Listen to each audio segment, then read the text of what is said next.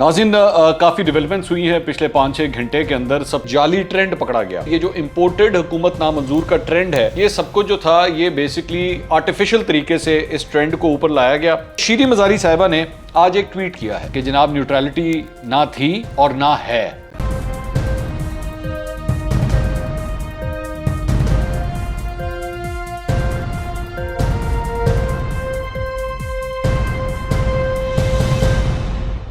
अस्सलाम वालेकुम नाज़रीन, मैं हूं मंसूर अली खान। अपने YouTube चैनल के ऊपर आपको खुश आमदीद कहूँगा। सबसे पहले आपसे दरख्वास्त के चैनल को सब्सक्राइब करना मत भूलिएगा और बेल आइकन ज़रूर प्रेस कीजिएगा।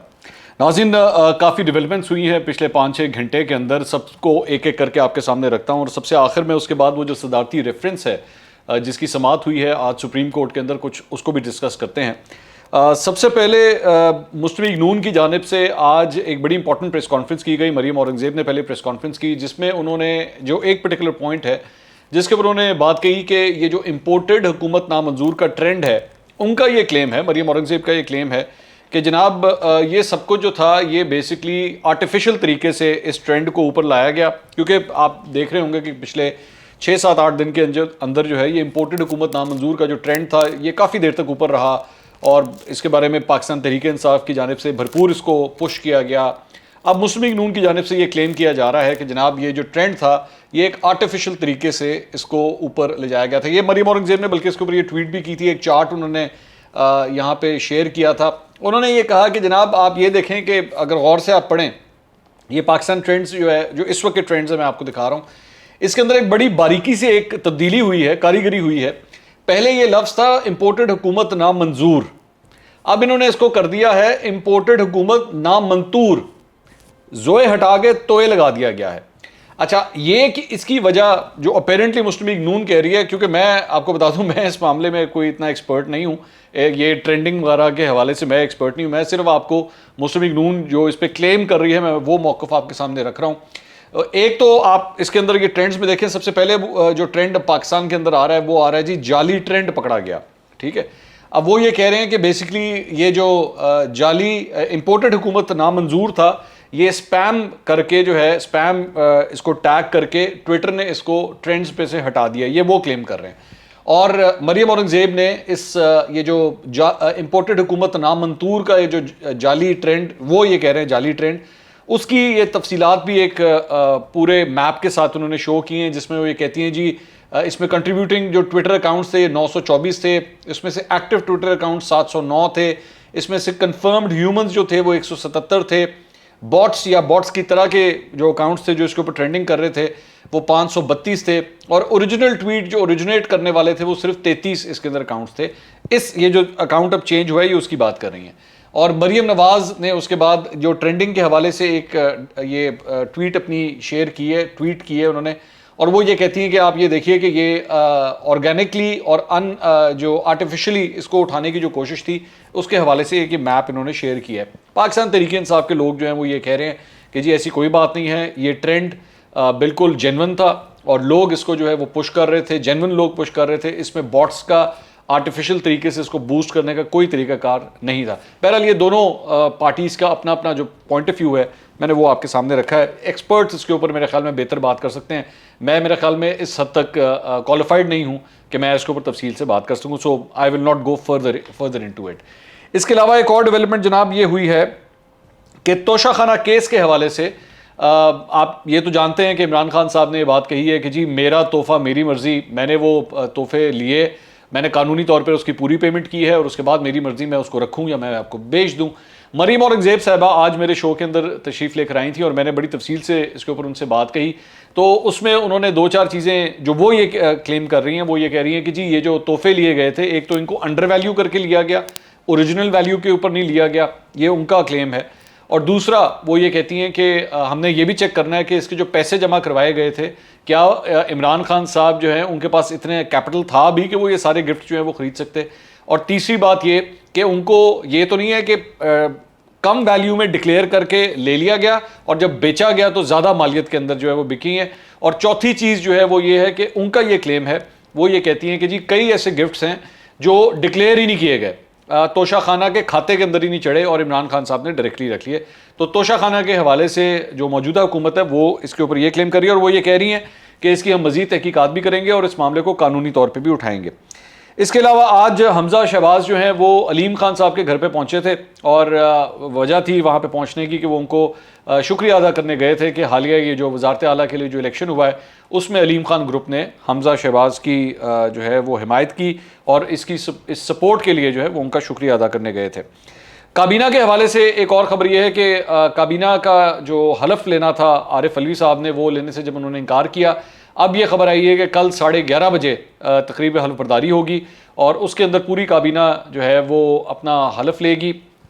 36 رکنی کابینہ بتائی جا رہی ہے اور پاکستان پیپلز پارٹی اس میں شامل ہوگی۔ بلاول بھٹو زرداری صاحب ابھی تک جب یہ ویلاگ میں ریکارڈ کر رہا ہوں کچھ پتہ نہیں ہوتا بھائی یہاں پہ راتوں رات کیا تبدیل ہو جائے، وہ وزیر خارجہ کا حلف بھی اٹھائیں گے۔ خواجہ آصف کے بارے میں بتایا جا رہا ہے کہ کامرس ان کے پاس ہوگا، اور اس طرح مطلب تمام تر معاملات ان کے مطابق جو ہیں وہ اب سیٹل ہو چکے ہیں۔ اچھا جی، اس کے علاوہ ایک اور جو چیز بڑی انٹرسٹنگ ہے وہ یہ ہے کہ شیریں مزاری صاحبہ نے آج ایک ٹویٹ کیا ہے، اور یہ میرا خیال میں فوج کے حوالے سے یہ دوسرا ٹویٹ ہے جو انہوں نے کیا۔ اس سے پہلے آپ کو یاد ہوگا انہوں نے ایک ٹویٹ کیا تھا جس میں انہوں نے کہا تھا کہ جی ہم نے اسٹیبلشمنٹ سے رابطہ نہیں کیا تھا، اسٹیبلشمنٹ نے ہم سے رابطہ کیا تھا اور کہا تھا کہ جی وہ وزیر اعظم سے ملنا چاہتے ہیں۔ پرویز خٹک صاحب کے ذریعے یہ رابطہ ہوا تھا، اور اس کے بعد اسٹیبلشمنٹ نے آ کے ہمارے سامنے 3 چوائسز رکھی تھیں، اور ان 3 چوائسز میں سے ایک چوائس جو ہے وہ ہم نے چوز کی تھی، اور اس کے بعد یہ پروپوزل لے کے وہ اپوزیشن کے پاس گئے تھے۔ لیکن D G I S P R نے یہ کہا تھا کہ جی ہم نے ایسی ملاقات کا ہم نے ذکر نہیں کیا تھا، ہم سے رابطہ حکومت نے، اس وقت کی حکومت نے کیا تھا، عمران خان صاحب کی حکومت نے، اور پرائم منسٹر آفس سے ہمیں فون آیا تھا، اس کے بعد ہم گئے تھے۔ بہرحال اب جو دوسرا ٹویٹ کیا ہے وہ یہ شیریں مزاری صاحبہ نے کیا ہے، اس میں یہ ہے جی کہ a lot of confusion is unnecessarily being created over civil military relations. Let's get some facts clear. In a democracy, civilian supremacy is the norm, but for the state to function effectively, there must be civil military harmony. دوسرا part ہے اس tweet کا، now that has happened. An in-depth minded PM who vowed never to make his nation bow before any temporal power has been replaced by a motley group of corrupt criminals. آخری جملہ بڑا important ہے، It has been done by design. There was never nor is there any neutrality on display here. یہ جو بات ہے، یہ جو آخری جملہ ہے کہ جناب نیوٹرلٹی نہ تھی اور نہ ہے، اور کہ جناب ایک عدد کرپٹ لوگوں کو لا کے جو ہے وہ حکومت کے سر پہ بٹھا دیا گیا ہے، اور یہ سارا کچھ بائی ڈیزائن ہوا ہے۔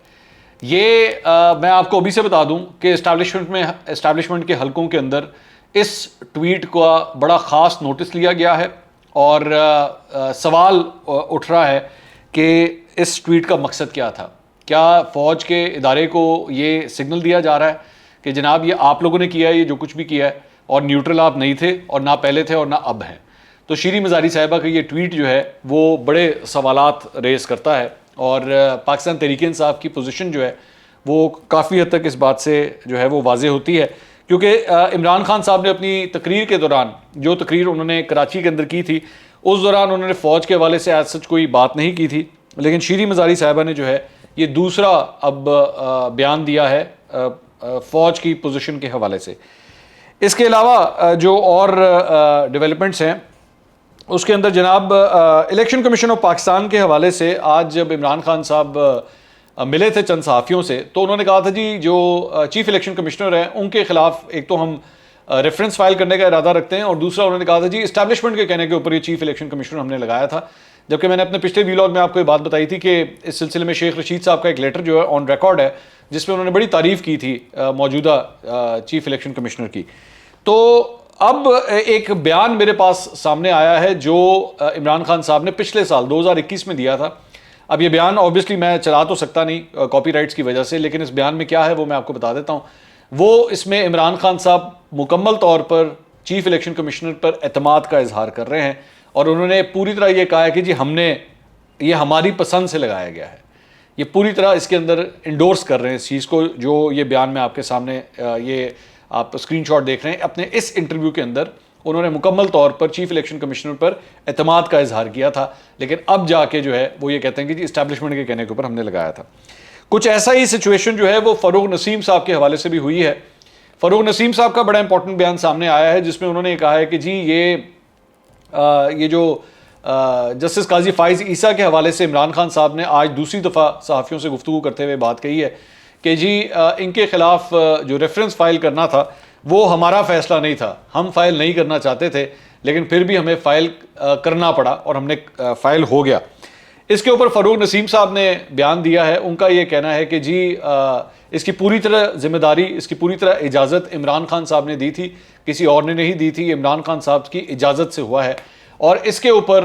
فواد چودھری صاحب نے جو ہے فاروق نسیم صاحب کو یہ جواب دیا ہے، انہوں نے کہا کہ بطور لاء منسٹر آپ کو ذمہ داری لینی چاہیے، حقیقت یہ ہے کہ تمام معاملہ آپ نے کھڑا کیا، میں نے کابینہ میں کہا ججز کے خلاف ریفرنس بھیجنا حکومت کا کام نہیں، اگر الزامات کے ثبوت ہیں تو بار ایسوسیشن ریفرنس کر لے، لیکن آپ کے اصرار پر ریفرنس بھیجا گیا۔ تو ٹیکنیکلی سپیکنگ فواد چودھری اور فاروق نسیم آمنے سامنے آ کے کھڑے ہو گئے ہیں اس معاملے کے اوپر۔ یہ بھی وہی معاملہ ہے کہ کس نے ایکچولی کیا تھا۔ عمران خان صاحب یہ پوائنٹ اپنا پوزیشن یہ لے رہے ہیں کہ جی ہم نے نہیں کیا، یہ سارا کچھ تو ایکچولی کروایا گیا ہے، جبکہ فواد چودھری صاحب یہ کہہ رہے ہیں کہ ہم تو اس کے حق میں ہی نہیں تھے، فاروق نسیم صاحب چونکہ لاء منسٹر تھے تو انہوں نے کر دیا۔ لیکن حقیقت یہ ہے کہ جب یہ سب کچھ ہو رہا تھا تو پاکستان تحریک انصاف کو سپورٹ کرنے والے جتنے ان کے یوٹیوبرز ہیں انہوں نے صبح سے لے کے شام تک ویلاگس کی بھرمار کی ہوئی ہے، آپ جا کے ابھی بھی جا کے ان کی ٹائم لائن پہ دیکھ لیں اگر انہوں نے ڈیلیٹ نہ کر دی ہوں تو انہوں نے جسٹس قاضی فائز عیسیٰ کے حوالے سے لمبی چوڑی جو ہے وہ داستانیں اس کے اندر بیان کی ہوئی ہیں، آپ کو ادھر سے پتہ لگ جاتا ہے کہ ڈوریں کہاں سے ہل رہی تھیں، تو مجھے اس کے اوپر مزید کچھ کہنے کی ضرورت نہیں، یہ خود ہی اپنا مذاق اڑاتے رہتے ہیں۔ اچھا جی، اس کے علاوہ جو ناراض اراکین کے حوالے سے وہ جو صدارتی ریفرنس ہے سپریم کورٹ میں جس کی آج سماعت ہوئی ہے، اس میں سے چند چیزیں میں آپ کے سامنے رکھ دیتا ہوں جو آج سماعت کے اندر چند چیزیں ڈسکس ہوئی ہیں۔ بابر اعوان صاحب آج پیش ہوئے تھے تو بابر اعوان صاحب نے سب سے پہلے تو یہ کہا کہ جی اس وقت صرف وزیر اعظم ہے، کابینہ نہیں ہے، ملک میں 8 دن سے کوئی حکومت نہیں ہے، نہ اٹارنی جنرل ہے، نہ وزیر قانون ہے، حکومت کی جانب سے کون دفاع کرے گا؟ چیف جسٹس نے کہا کہ پی ٹی آئی کو نوٹس ریفرنس میں کیا تھا، ابھی آپ کی درخواست کی باری نہیں آئی، کیا آپ سابق اٹارنی جنرل خالد جاوید کے دلائل اپنائیں گے؟ بڑا امپورٹنٹ ہے یہاں پہ۔ بابر اعوان صاحب کہتے ہیں جی خالد جاوید خان کے دلائل کسی صورت نہیں اپناؤں گا، خالد جاوید خان نے دلائل میں کلا بازیاں لگائی تھیں، صدارتی ریفرنس پر کل تک کا وقت ہے، کل دلائل دوں گا۔ اس کے بعد بی این پی مینگل کے وکیل مصطفیٰ احد نے دلائل شروع کیے، چیف جسٹس نے ریمارکس دیے کہ ریفرنس پی ٹی آئی حکومت کا نہیں صدر پاکستان کا تھا، صدر پاکستان کا ریفرنس برقرار ہے، ہر صورت سنیں گے، عدالت آرٹیکل 63A پر اپنی رائے بھی دے گی۔ مصطفیٰ رمدے صاحب نے کہا کہ صدر نے ریفرنس میں عدالت سے آئین دوبارہ لکھنے کا کہا ہے۔ جسٹس منیب نے کہا کہ آئینی ترمیم میں ووٹ نہ دینا اور مخالف پارٹی کو ووٹ دینا الگ چیزیں ہیں، مخالف پارٹی کو ووٹ دینے کے لیے مستعفی ہونا زیادہ معتبر ہے۔ مصطفیٰ رمدے نے کہا کہ مستعفی ہونے جیسا انتہائی اقدام واحد حل کیسے ہو سکتا ہے، پارلیمانی پارٹی کے فیصلے سے اختلاف ہے تو الگ ہو جائیں۔ اس کے بعد اور جو گفتگو ہوئی اس کے اندر یہ بھی کہا گیا، چیف جسٹس نے اس موقع کے اوپر ایک بڑا امپورٹنٹ بیان دیا، انہوں نے کہا جی سوشل میڈیا پہ جو چل رہا ہے اس کی پرواہ نہیں، ہم آئین کے محافظ ہیں، یہ 24 گھنٹے کام کرنے والی عدالت ہے، کسی کو اس پر انگلی اٹھانے کی ضرورت نہیں ہے۔ اور ساتھ ہی ساتھ پھر اس کے اندر یہ بھی ریمارکس آئے، چیف جسٹس نے کہا کہ معذرت کے ساتھ یہ کہہ رہا ہوں کہ آپ کی جماعت آڈیو ویڈیو معاملے پر سنجیدہ نہیں تھی، بابر اعوان صاحب سے مکالمہ ہو رہا تھا، آپ کے 2 ارکان اسمبلی الیکشن کمیشن گئے لیکن آپ کی جماعت نہیں گئی۔ یہ ایکچولی بابر اعوان صاحب نے سینٹ الیکشن میں آڈیو ویڈیو ثبوت لے کر ہمارے 2 ممبران اسمبلی الیکشن کمیشن گئے تھے، یہ اس کا وہ ذکر کر رہے ہیں، تو اس پہ یہ بات کی انہوں نے کہ جی آپ کے 2 ممبران گئے تھے، آپ وہاں پہ پارٹی بن کے نہیں گئے تھے۔ اور اس کے علاوہ چیف جسٹس نے کہا کہ آئین کی حفاظت کرنا ہماری ذمہ داری ہے، ہم اپنی ذمہ داری نبھائیں گے۔ اور اس کے بعد سپریم کورٹ نے صدارتی ریفرنس پر سماعت کل دن 1 بجے تک ملتوی کر دی۔ تو یہ ساری کارروائی ہوئی آج اس صدارتی ریفرنس کے حوالے سے، کل اب اس کی سماعت دوبارہ ہونی ہے۔ تو یہ آج تک کی اس سلسلے میں اپڈیٹ تھیں۔ اور اس کے ساتھ ساتھ میں آپ کو یہ بھی بتا دوں کہ کل جب 11:30 بجے جب حلف برداری ہوگی اور جیسے ہی نئی کابینہ جو ہے وہ اپنے تمام تر معاملات سنبھالے گی تو اس کے بعد باقاعدہ طور پر آپ یہ کہہ سکتے ہیں کہ اس اتحادی حکومت کا ایک آغاز ہونا شروع ہوگا اور تمام ڈپارٹمنٹ، تمام منسٹریز جو ہیں وہ اپنا کام سنبھالنا شروع کرے گی۔ اب دیکھتے ہیں اس کے بعد ملک کے حالات جو ہیں وہ کس حد تک سٹیبل ہوتے ہیں، کیونکہ جمعرات کو پاکستان تحریک انصاف کا لاہور میں بھی جلسہ ہونے جا رہا ہے۔ اگلے ویلاگ میں انشاءاللہ دوبارہ ملاقات ہوگی۔ اللہ حافظ۔